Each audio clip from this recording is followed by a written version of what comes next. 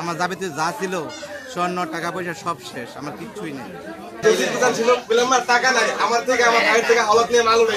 আগুনে পুড়ে করাইল বস্তির হাজারো মানুষের জীবন এখন মানবেতর। বিকেলের আগ পর্যন্ত যাদের মাথার উপর ছিল একটুখানি ছাদ, যাদের ঘরে জড়িয়ে ছিল আশা, স্বপ্ন ও জীবনের লড়াই, সন্ধ্যার আগেই সব ছাই হয়ে গেল। এখন তাদের সম্বল শুধু বিশাল খোলা আকাশ আর চারপাশে ছড়িয়ে থাকা পোড়া কয়লার স্তূপ। কোরাইলের এক বাসিন্দা হতাশার সঙ্গে বললেন, এক সুতাও বাঁচাতে পারেনি, সব উড়ে গেছে। আগুন লাগছে, আমি ছিলাম গাড়িতে, আমি আইসা দেখি বাসার মধ্যে পুরো আগুন, কিন্তু আমি কিছু বাঁচাতে পারিনি। কিন্তু আমার ছেলেটা ছিল রুমের মধ্যে, শুধু আমার ছেলেটাকে বাঁচাইছি, এছাড়া আমি কিচ্ছুই বাঁচাতে পারিনি। আমার যাবতীয় যা ছিল স্বর্ণ টাকা পয়সা সব শেষ, আমার কিচ্ছুই নেই, না একটা সুতা বাঁচাতে পারিনি, শুধু পরনের কাপড়টা নেই, এছাড়া কিচ্ছুই নেই। এই কণ্ঠ যেন শুধু ঘর হারানোর নয়, পুরো জীবনের হারিয়ে যাওয়ার আত্মচিৎকার।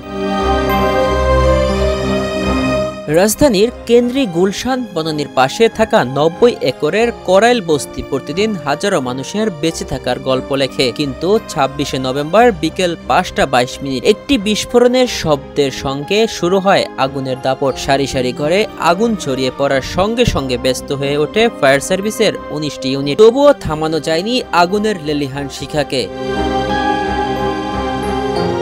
১৫০০-এর বেশি ঘর পুড়ে ভস্মীভূত, স্বপ্ন পুড়ে গেছে, শাড়ির আঁচল পুড়েছে, বাচ্চাদের বই খাতা ছাই হয়ে গেছে। বেঁচে থাকা মানুষদের একমাত্র সান্ত্বনা নিজেদের জীবন।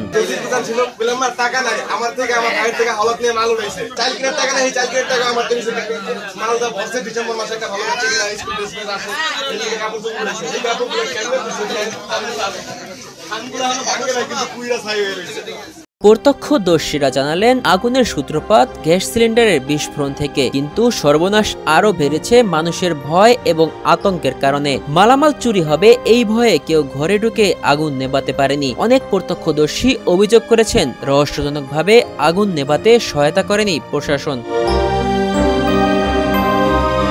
এখন করাইল বস্তির হাজারো মানুষ খোলা আকাশের নিচে রাত কাটাচ্ছে। পুরো ধ্বংসস্তূপের ভেতর হাতে ধরে খুঁজছে হয়তো একটি অক্ষত হাড়ি, একটি কাপড় বা বেঁচে থাকার কোনো স্মৃতি।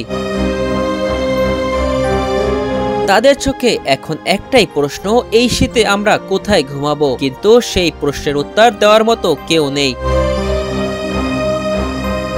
করাইলের এই আগুন শুধু বসতির ঘরই পুড়িয়ে দেয়নি, পুরো মানুষের জীবনের আশা ও স্বপ্নকে ভস্মীভূত করেছে। এখন তাদের কাছে বেঁচে থাকা একমাত্র সান্ত্বনা এবং আগামী দিনের অজানা নিরাপত্তাহীনতা। সাইমুম আনাম সাজিদ, সোনালী নিউজ।